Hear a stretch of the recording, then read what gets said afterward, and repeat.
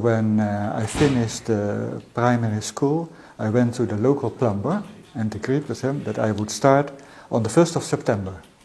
And then I came home, I was in July or so, and I told my father, and he was very, very, very angry. And he went immediately to the plumber and to the headmaster of the school to change this. I hadn't decided yet, actually, when I arrived there, whether it would be chemistry or physics or medicine even, or biology. And so really the last minute, in the morning that there was the procedure for the inscription, I decided it would be chemistry. And I think I made the best choice. I wanted to go to industry, and I wanted to do research. That was true. I already knew I wanted to do research, but maybe not for the rest of my life.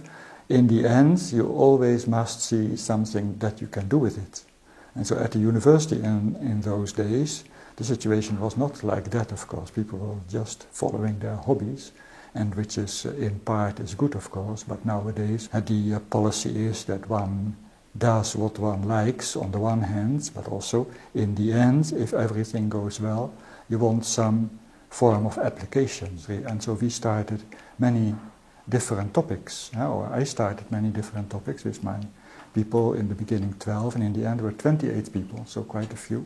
So all the later topics stem from my Shell period. So the dendrimer work that we started in Shell in the late 70s already, and we never published until 92. The first publication was from 92, because if that is useful, it should be patented and not be published in other ways. In 2002, 2003, Miguel concluded that we needed a person more specialized in homogeneous catalysis, because that was one of the areas of the ISIC, and he asked me whether I would be interested. And the situation in Amsterdam was pretty bad in those days, so everything was going down all the time. And so a year later, in April 2004, I was here, and it was really fantastic to make that change from this situation that was worse and worse every day to a growth situation, and I have enjoyed very much the first years in ISIC. But in the beginning we went on Friday evenings, we went all to the Plaza de la Font, and you just went there and there were people from ISIC, and during the night the group grew. Things in catalysis also become more and more complex. As in all fields in chemistry, the fields become so huge, it's impossible to know more than your own area. And even in your own area you have to focus on less things. We want to understand better, and I think people will. Better relation between theory and practice, I think that is important, and that may happen. And so there will be many gradual changes and improvements, and then the real, say, very sudden things you cannot predict, but there may be, of course, a real breaking point where something new starts, which we can hardly predict, but that will come out also of research, of course.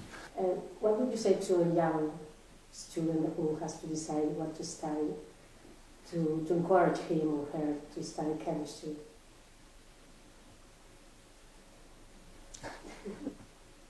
And so the decision is made at 10 or 11, at that age, when children get interest in research and maybe also chemistry, and chemistry can be part of that.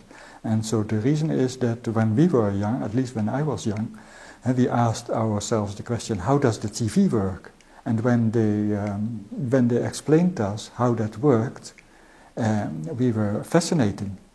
But now we all have our mobile phones, and we do things, and we connect, and we do things, and nobody asks how that's working.